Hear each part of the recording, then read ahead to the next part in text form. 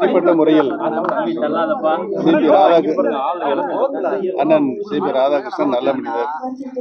அனைத்து மக்களிடமும் அன்பாகவும் பண்பாகவும் பழகக்கூடியவர். அவருக்கு துணை ஜனாதிபதி வேட்பாளராக அறிவிக்கப்பட்டது.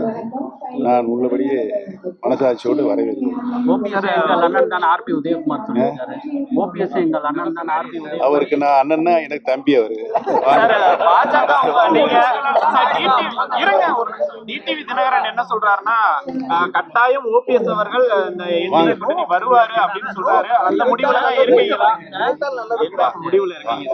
உங்கள்கிட்ட பேச்சுவார்த்தை எதுவும் நடத்துறாங்களா? பாஜக உங்கள்கிட்ட திரும்பி வரணும்னு 26ஆம் தேதி திரும்பி பிரதமர் வர்றதா இருக்கு. நீங்க போய் திரும்பி பாக்குறதுக்கெல்லாம் ஏற்பாடு பண்றோம் அப்படின்லாம் சொல்றாங்க.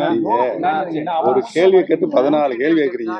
எந்த கேள்விக்கு நான் பதில் சொல்றேன்? அதான் சார், நீங்க திரும்பி பாஜக கூட்டணிக்கு வர்றீங்களா சார்? ஏற்கனவே அறிவித்திருக்கிறேன். பொறுத்திருந்து பாரு.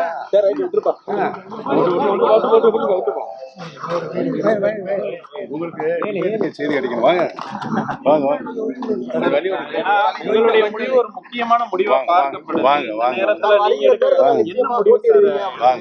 ஏன்னா ஏற்கனவே பாஜக வந்து நீங்க வெளியே இருந்தா தொண்டர்கள் கொண்டாடுறாங்க. இந்த நிலைமையில திரும்பி அங்க போற மாதிரி இருக்கு. 5 சேனல் வச்சிருக்கீங்க. ஆமா சார், எல்லாருக்கும் எடுக்கும்ல. குறிப்பா நீங்க விஜயோட இணைய போறதெல்லாம் பேசுறாங்களே சார், அதெல்லாம் உண்மையா சார்? ஏன்னா நீங்க மூத்த அரசியல்வாதி. இதுவரை என்னை யாரும் கூட்டணியில் சேர்வது குறித்து தொடர்பு கொள்ளவில்லை.